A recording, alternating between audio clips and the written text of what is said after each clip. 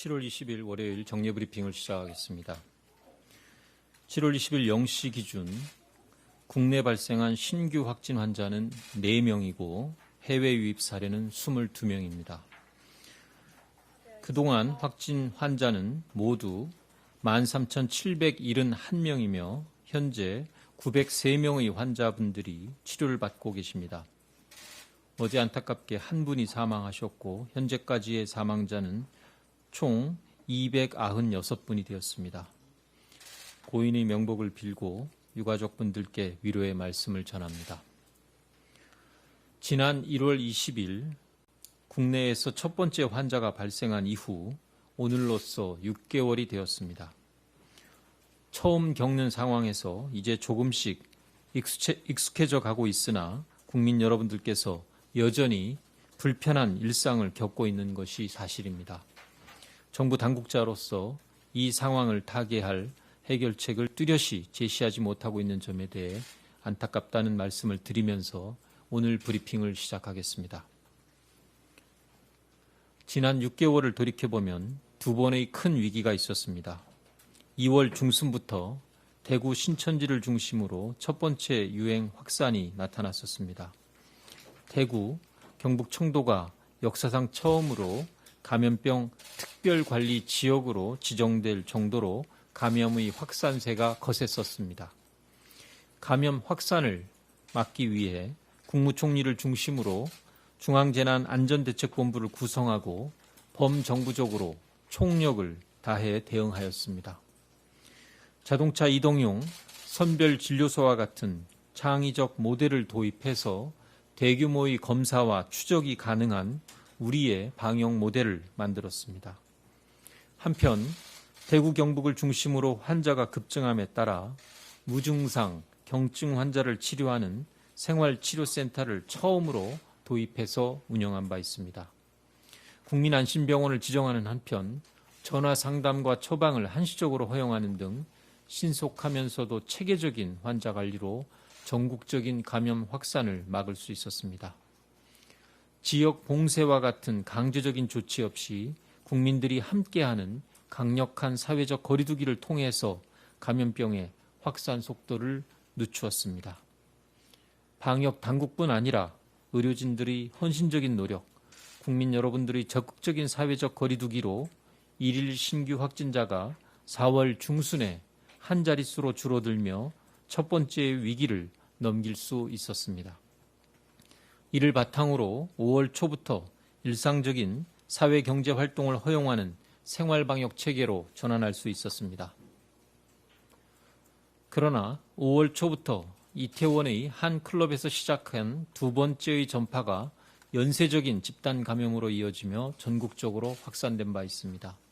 시설별, 활동별로 다양한 방역 수칙의 마련과 점검, 고위험 시설의 지정과 집중관리, 지역별 거리두기 조치 등을 통해서 코로나19의 확산 속도를 늦추는 한편 전자출입 명부 도입 등을 통해 추적 속도를 높이기 위해 범정부적인 노력을 기울여 왔습니다. 이러한 적극적 노력으로 대규모의 집단, 시설의 감염 발생은 비교적 안정적인 억제 관리가 되고 있습니다. 철저한 사전 예방 조치와 관리를 통해서 5월 20일부터 시작된 초중고등학교의 단계적인 등교 개학도 학교를 통한 대규모의 추가 전파 없이 여름 방학을 앞두고 있습니다. 4.15 총선, 대규모 공무원 시험 등을 추가 감염자 없이 무사히 치러내는 성과도 있었습니다. 이는 국민 여러분들의 자발적인 방역수칙 실천의 덕분이었습니다. 대구, 수도권, 광주 등의 지역 집단 감염이 더욱 크게 확산되지 않은 것 역시 국민 여러분 덕분이었습니다. 많은 나라들이 전면적인 봉쇄를 해제하고 일상과 방역을 조화시키려 노력하고 있으나 오히려 코로나19의 유행이 재확산되는 위기를 맞고 있습니다. 대한민국은 우리 스스로에게 큰 피해를 주는 강제적인 조치 없이 코로나19의 억제와 일상적인 활동을 조화시키는 데 성공하고 있습니다. 오늘 지역사회 환자가 4명이 발생하였는데 지난 5월 19일 이후 처음으로 한 자릿수로 낮아진 반가운 수치입니다. 이뿐 아니라 지역사회 환자가 지속적으로 줄고 있는 추세를 보며 앞으로 일상과 방역을 동시에 달성할 수도 있겠다는 믿음이 들었습니다. 이는 전적으로 국민 여러분들의 넓은 이해와 적극적인 협조 덕분이라고 봅니다. 전 세계 그 어느 곳보다 손 씻기와 마스크 착용 등 개인 방역 수칙을 철저히 지켜주셨고 가족과 이웃을 생각하는 양보와 배려를 통해 마스크 오브제도 성공적으로 운영할 수 있었습니다. 다만 세계적으로 코로나19 확산세가 잦아들고 있지 않은 가운데 최근 해외 유입 사례가 늘고 있는 상황을 엄중하게 인식하고 있으며 관계부처와 합동으로 해외 입국자 관리를 철저하게 강화해 나갈 것입니다. 정부는 특별 입국 절차의 실시, 14일간의 격리 조치, 비자 심사 강화와 사전적 방역 조치 등을 통해 해외 유입 환자는 방역망의 관리 영역인 검역 또는 격리 과정 중에 발견하고 있으므로 국내의 지역사회 감염으로 확산될 가능성은 거의 없다는 점을 강조드립니다.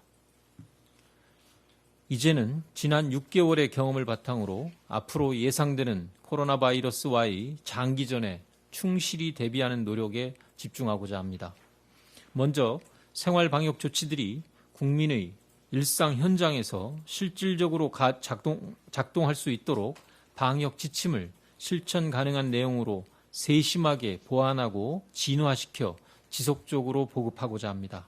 특히 기업들이나 기관들이 각자가 처한 현장의 여건을 반영하여 창의적인 실행 방안을 고민하고 실천하도록 지원하겠습니다.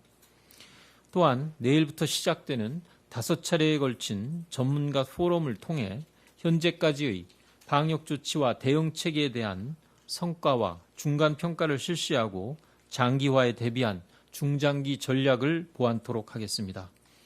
혹시 모를 대규모 감염 발생 상황에 대비해서 물자와 의료 인력을 확충하고 호흡기 전담 클리닉, 권역별 병상 공동 이용 체계 등이 잘 작동하도록 필요한 노력도 계속할 것입니다. 진행 중인 의료기관에 대한 손실보상과 각종 재정 지원도 차질 없이 이루어지도록 만전을 기하겠습니다. 또한 의료진의 피로도가 경감되도록 인력의 확보와 교대 지원 방안 등을 적극 강구하겠습니다. 정부 각 부처의 역량을 결집하여 치료제와 백신의 신속한 개발과 보급, 확보를 위해 노력하겠으며 코로나19 장기화로 우울증, 불면 등 소위 코로나 블루에 대한 우려가 높아지고 있으므로 바이러스 방역뿐이 아니라 국민들의 심리 방역도 세심하게 추진하겠습니다.